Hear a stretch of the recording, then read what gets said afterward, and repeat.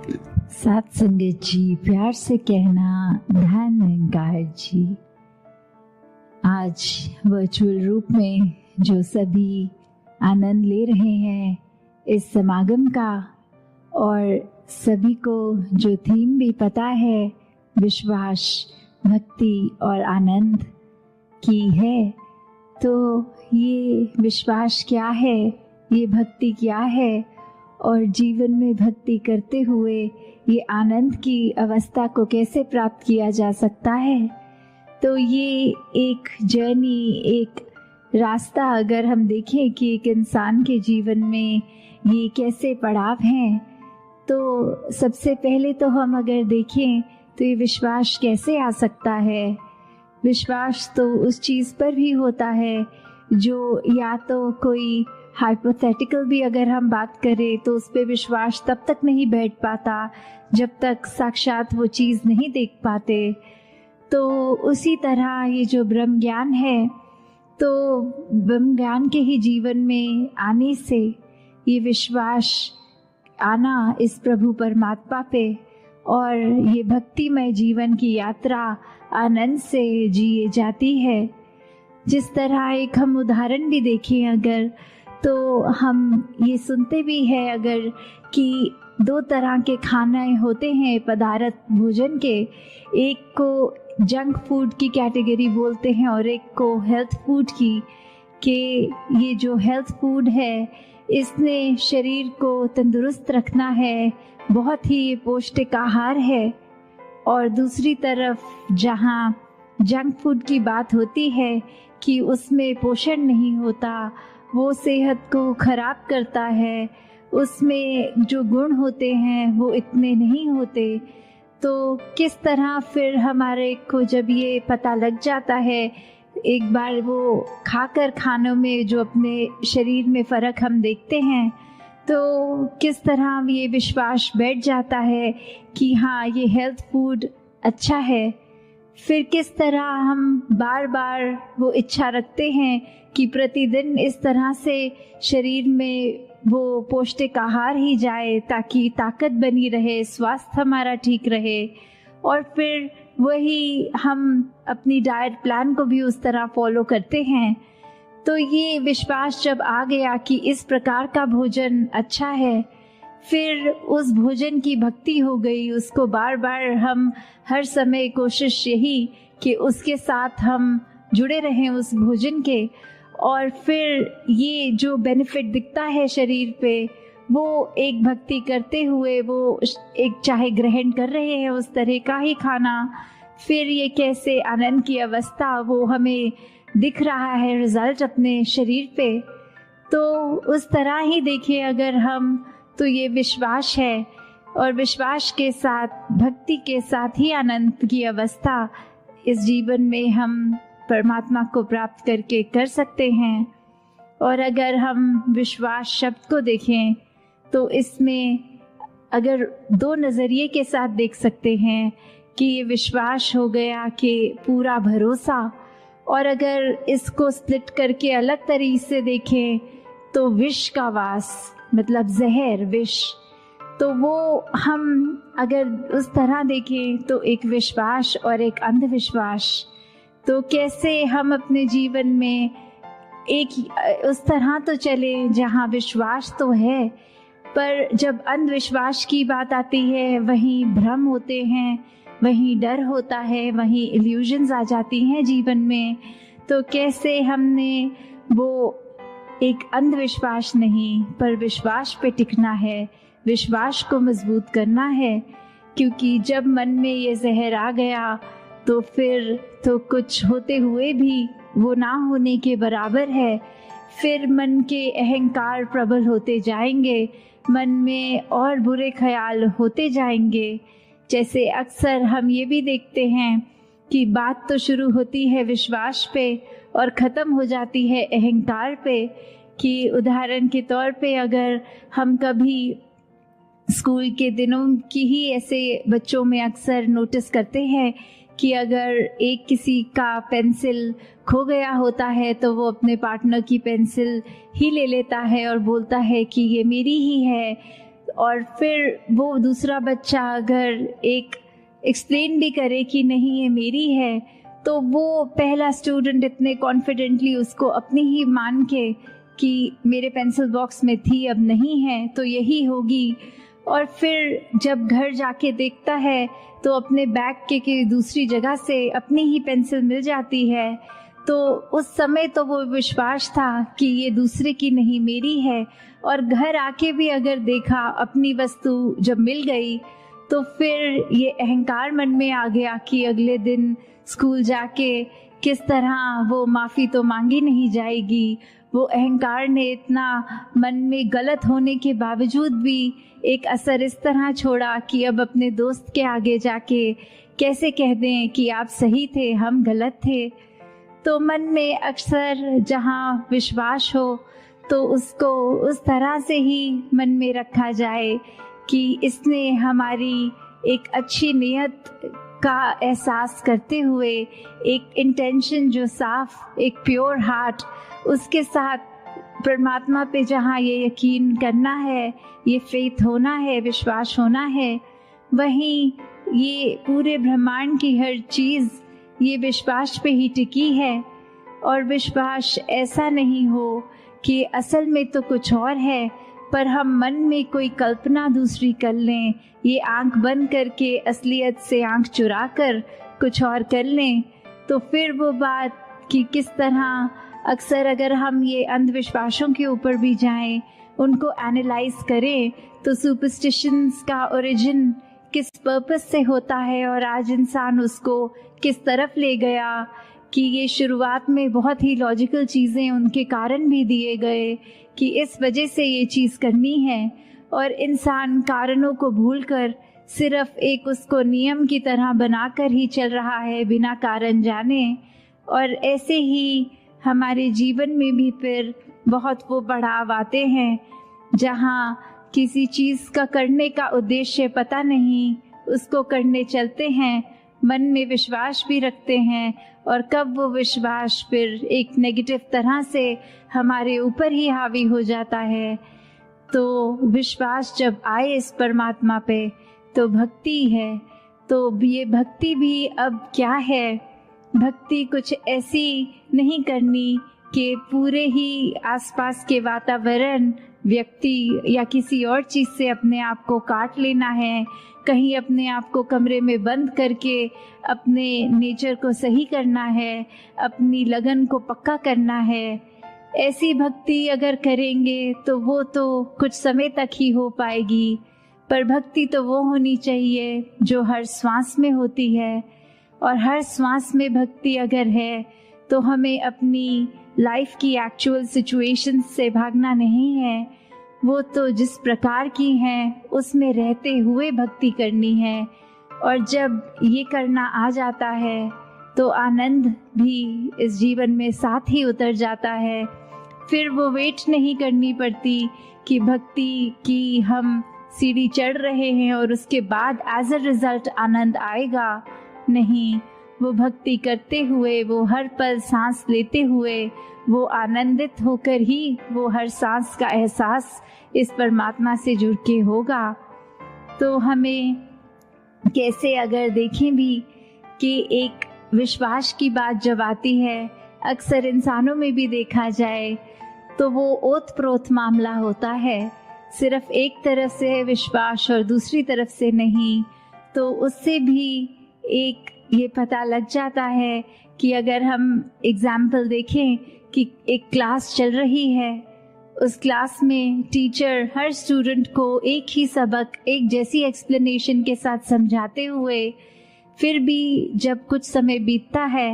तो एक टेस्ट का टाइम आता है। और वो टेस्ट क्यों? वो टेस्ट इसी का प्रमाण, विश्वास का, कि जितनी शिद्दत से वो टीचर ने स्टूडेंट्स को पढ़ाया, क्या उसी तरह वो स्टूडेंट्स भी परीक्षा में पास हो रहे हैं? वो टीचर के ऊपर जो टीचर ने स्टूडेंट्स पे विश्वास किया, वही सबक को एक सच्चाई मान के क्या स्टूडेंट्स भी वो रेसिप्रोकेट कर रहे हैं? और अगर इसको दूसरे नज़रिए से भी देखे जाएं तो शायद टीचर्स को पहले ही पता होता है कि कौन सा स्टूडेंट अच्छी तरह परफॉर्म करेगा और कौन नहीं करेगा। तो वहाँ बात ये विश्वास ना होने की भी आती है कि अगर विश्वास पता है एक किसी बालक पे नहीं है तो वो क्यों नहीं है, क्योंकि टीचर को हमेशा पता है वो क्लास में अटेंटिव नहीं है, वो अपनी असाइनमेंट्स ठीक समय पे सबमिट नहीं कर रहे, वो रुचि एक पढ़ाई की तरफ है ही नहीं। तो उससे एक एंटिसिपेशन एक टीचर की भी बन जाती है कि चाहे अपनी तरफ से तो एक जैसा एक समान ही हर एक को सबक दिया, पर कैसे हर एक ने उसको परसीव अपनी अपनी सहूलत से, अपनी अपनी इंटेंशन से, अपने एक क्षमता के अनुसार करा है। तो उसी प्रकार अगर हम ये देखें कि ये परमात्मा तो हमें इतना हर पल दयाल होके सब कुछ देता जा रहा है, हर पल में इतनी रहमतें हैं, तो हम उसको किस तरह वो रहमतों को अपने अंदर सोख कर रहे हैं, अपने अंदर वो बसने दे रहे हैं। दासी ने एक जगह कहीं पढ़ा कि एक कोट की तरह लिखा हुआ था कि एक भक्त की अरदास होती है शुक्राना और तुम्हारी शिकायत, कि अगर हम एक भक्त को देखें कि किस तरह भक्त ने तो हर श्वास में अगर अरदास भी करनी है परमात्मा से तो इस तरह ही करनी है कि जो है बहुत अच्छा है, बहुत अच्छा किया है। और उस यही पैरामीटर होता है कि पहचानने का, चाहे देखने में सब इंसान हैं पर अंदर भक्त कौन है। भक्त वही जो कभी परमात्मा को कोसता नहीं, भक्त वही जो कभी ये नहीं मानता कि परमात्मा ने कुछ भी अधूरा दिया है। भक्त हमेशा संतुष्ट होता है। भक्त ने तो हमेशा एक अपने आप को इस परमात्मा में उस तरह फ्लोट करते हुए एहसास करना है कि इसी के रंग में रंगे हैं, जिस रंग रखे वो ही रंग अच्छा। ये परमात्मा के हाथ हम कठपुतली समान हैं, चाहे हमारे अनुसार वो आबादी की तरफ हम सोच रहे हैं कि हम प्रफुल्लित हो रहे हैं या एक आबाद और बर्बाद वाली बात। तो किस तरह एक हम अगर सच्चे भक्त हैं तो फिर मन में ऐसा होगा ही नहीं कि कहीं परमात्मा को हम उस नज़रिए से देखें कि कुछ एक जिस पे विश्वास टूटने वाली बात आए, क्योंकि ये विश्वास भी अगर टूट रहा है तो उसका कारण हम ही हैं। अक्सर हम ऐसे भी कर लेते हैं कि सोच लेते हैं कि क्यों ना परमात्मा का ही टेस्ट लिया जाए और अपनी सिचुएशन के अकॉर्डिंगली मन में ही धारणा बना लेते हैं कि यदि हम ये करेंगे और एज अ रिज़ल्ट ये होगा तो परमात्मा है, तो परमात्मा सच्चा है। जहाँ हम आस्था रखते हैं वो एक सच्चा दर है। पर अगर ऐसा नहीं तो उसी समय वो एक नास्तिक की अवस्था को अपना लेते हैं। तो कैसे एक हर बार हम जब ये सोचेंगे कि परमात्मा का हमने टेस्ट लेना है और परमात्मा ने हमारे अनुसार वो रिजल्ट्स देने हैं, तो हम खुद ही देख लें कि हम भक्ति से तो कोसों दूर हैं ही, पर साथ में किस तरह हम अपने ऊपर भी वो विश्वास अभी नहीं कर पा रहे। हम एक ब्रॉडर पर्सपेक्टिव देख ही नहीं पा रहे। हम अपने छोटे वो तंग दिल्ली में ही फंसे हुए हैं। तो आनंद की अवस्था से तो हम अभी बहुत ही दूर हैं। मन में हमारे कुछ भी हो, अगर हम एक उसकी बात करते हैं कि कोई खाली जगह जब हम देखें और एक भरपूर जगह कि जीवन में हमारे अंदर कितनी अच्छाइयाँ या एक सामने वाले की कितनी ही ज़्यादा अच्छाइयाँ दिख रही हैं, पर अपने जीवन में एक चीज़ की इच्छा जो हम रख रहे हैं और वो ही चीज़ अगर नहीं है तो हमारा नज़रिया उस पे नहीं जाता कि क्या क्या है हमारे पास, पर उस पे जाता है कि क्या नहीं है। और फिर हम उसको एक माइक्रोस्कोप लेंस जो बोलते हैं कि इतने बारीकी से देखने लग जाते हैं कि जो कुछ है उसको नज़रअंदाज कर देते हैं, जो नहीं है फिर नज़दीक से तो हर चीज़ में कमी दिखी जाती है। फिर एक पूर्णता तो हमें दिखेगी नहीं, हमें अपने जीवन में लगेगा ही नहीं कि एक ये चीज़ ना होने की वजह से पूरा जीवन ही खराब लगता है। तो जहाँ अपनी हर वस्तु को जो दातार ने ये एक रहमत की तरह झोली में डाली है, अगर कुछ नहीं है तो उस पे ध्यान ना दें, क्योंकि अगर ध्यान देना ही है, एक बारीकी से कुछ टटोलना ही है, तो वो अपने अंदर अपने मन को बारीकी से देखा जाए कि किस तरह मन का तो इस दातार ने नेचर ऐसा बनाया था कि हम अपने अंदर झांकें। मन इसलिए कि जो फील कर रहे हैं खुद अपने आप को कैसे ठीक करें, एक अपने मन से जो एहसास कर रहे हैं वो हमें अंदर से कितना मजबूत, कितना स्ट्रॉन्ग और कितना मुश्किल घड़ियों में भी किस तरह उसको हम पॉजिटिव रख सकें। पर मन ने कहीं ये माया के चक्कर में अपना नेचर ऐसा बना लिया है कि उसको बाहर की ओर देखने लग गए हैं हम औरों की तरफ, हम कमियों की तरफ। तो जहाँ मन का काम अंतर का एक अपना हमें दृष्टिकोण, एक नज़रिया, हमारे अंदर क्या चल रहा है, वो इंट्रोस्पेक्शन, उसके लिए काम आना था, पर वो हम दूसरों के लिए नफरत, निंदा और ऐसे अनेकों एक खराब सोच देकर मन में उससे हर दिन जब उपयोग कर रहे हैं मन का, तो फिर वो एक नेगेटिविटी की ओर, एक चंचलता, एक हर तरह का हम उसमें एक दोष डालते जा रहे हैं।